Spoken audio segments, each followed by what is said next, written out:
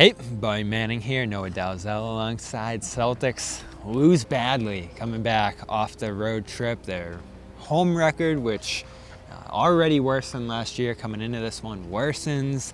And so much pregame that we talked about, the progress, the defensive strides, things they accomplished on that road trip, which we both rated a B+. Fell apart in a big way in this game. Celtics led at halftime before poor shooting, awful rebounding, and defensive meltdowns all over the place in the fourth quarter. Put them down double digits, drew some boos from this crowd. I feel like we haven't heard boos from this crowd since like 2023. First of the year. Yeah. First of the year for sure. Maybe there were a couple year. other points last year, Lakers game, whatever. Game, yeah. It was bad. Worst loss of the year, I think. And so here we are, 8-7 over the last 15. This team just not playing their best basketball. Kristaps Porzingis, Jaylen Brown, both adamant that they're going to get this right. But it feels like an uphill battle for them right now to find consistency. And we have to ask, where are you at on the panic meter right now? I would say not at all panicked, but we talked about this going into the year, how hard it is to repeat. We were just in Denver talking to Michael Malone about Denver's pursuit to repeating last year, and he said it takes a very special team to do it twice in a row. You're being hunted, everybody's giving you their best shot. So to me, it's less about like, is this team going to be bad? Are we watching the beginning of a downhill? It's more, we needed to see signs early on that this team had the ability to repeat and to do what nobody has done since the Warriors did it in 2017. And so right now I'm not seeing those signs. And so I guess in that sense, like, if it's championship or bust, which I think that's how most people view this team, like, you're not in a great place, right? But at the same time, it's January, and I'm never going to freak out about a team that's 27-11 in January. That, right, everybody's healthy going into the rest of the year. You knock on wood, you don't have anything major to worry about. To me, it's a machine that needs to just get back in rhythm. And whether or not they're going to do it, I don't know. But that's all it is. When you haven't had the starters as healthy consistently for as long as they have, when you have guys moving in and out of the lineup, I understand the cohesion issues they're having, and I don't think that's invalid given that they're coming off a year where they were so dominant, so together, and pretty much have the same team running back. So I'll give them that. When you have plays, though, on the defensive end, like that one in the fourth quarter early on where Monk left wide open from three, ball bounces right back out, and everyone stops playing, and they get another open three, that's where I'm like, ooh, something's not right here. And it's not every night, but there's enough inconsistency here where I'm like, is there a lack of attention to detail on defense? Is there a lack of attention in general on that end of the floor? I know the offense was the issue tonight, 97 points, droves of turnovers, Tatum had 8.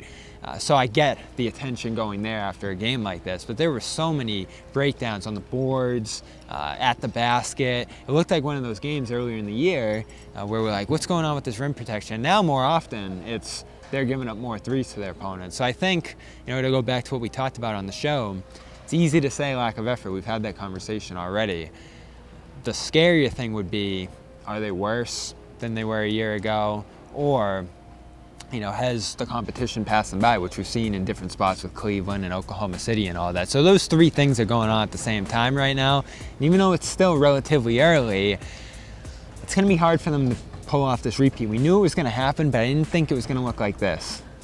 Yeah, it's going to be hard because it's exceptionally hard to do in all of pro sports, and especially in the modern NBA with the way that kind of the league has actually tried for it to be hard, right? That's a lot of what's going on with the parity and the CBA and everything. So it's going to be challenging. The reality is that right now they could be coasting and looking great and then struggling in February, March. We've seen that before too. I think the 23 team hit their worst stretch of the year too late. And then we've seen teams struggle at this point and turn it around like in 2022. So we don't know what team that's going to be yet. I think there's going to be a move with the deadline. I don't think it's going to be seismic or change the landscape of this team. But I just can't say that I'm panicking about a team that is one of the only true contenders in the league. Like, there's probably 4 or 5 teams that I think have a legitimate chance to win the championship, and this is one of them.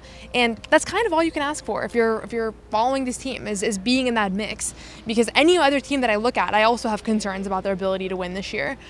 There's no such thing as like this team has an automatic bid. I mean, people talk about the 2017 or the 2018 Warriors, and that team almost lost to the Rockets. And if the Rockets hit a couple threes, we're talking about that team didn't repeat, right? So I don't know. I just think you have to just like the fact that you're in the mix. And that's sometimes maybe the boring way to look at it, but it's also the fair way to look at it. Yeah, and they've been relatively healthy compared to the league, so I don't want to blame too much of it on that. I think what you can ask for is a greater consistency, a greater effort night to night. And, we talked about, we give them a lot of credit for not overlooking Denver without Jokic. Looked like they overlooked Sacramento without Fox here. And can one of these stars be available to play when the Celtics play? Because it always makes them play worse. And what was the quote you sent me earlier from Michael Malone about playing these? That playing Brooklyn was going to be harder than playing Oklahoma and Boston recently. And I don't know how that game went, but that's the dynamic we're talking about here in many of these games. Can you get up for January, for February? I mean, there's a long way to go to the playoffs, and that's my concern right now is we're not seeing the habits that's going to take, never mind to get back to the finals, to get out of round 2, and we've discussed that, how these champions haven't even gotten out of round 2 the last 5-6 years here. So my panic level is moving a little over that halfway mark now. I've tried to stay calm and patient here, but this is a bad one here tonight.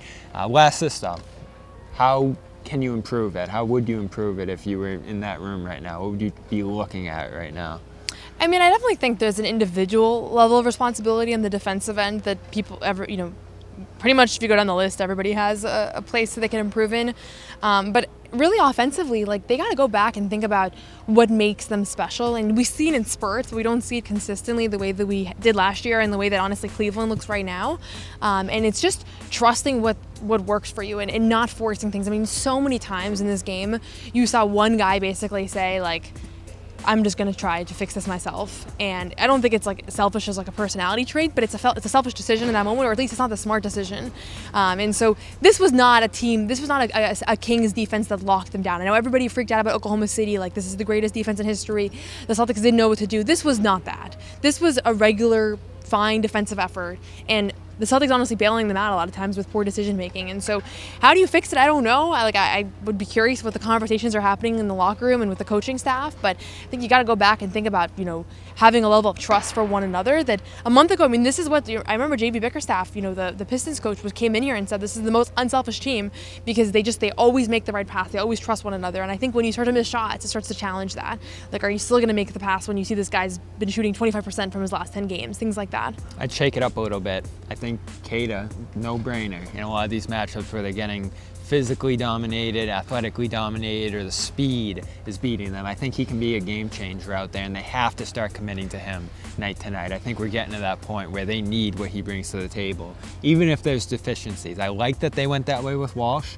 He, of course, missed this game here tonight, and you've got to continue to try out these wings you have on the bench. Continue to see if they can push Hauser, who you just don't know if he's going to be super reliable down the stretch of the season. And then, of course, as you mentioned, I think there is a move to be made here for a wing, and I think that just gives them more lineup balance here. The fact that they were double big down the stretch of this game while you're trailing double digits, again, it's on the top guys to figure it out in the most important moments, but I do think there are tweaks to inject some life into this team. And remember that comment from Brad at the beginning of the year that he you want to run the team back, but there can be a spark by changing things up, and that he didn't love bringing the whole team back because you want to have that spark here. I think we're getting to that point where it's all right, some of these guys on the bench who contributed last year just aren't giving you what you need right now. And so, is there a spark that can come from the outside?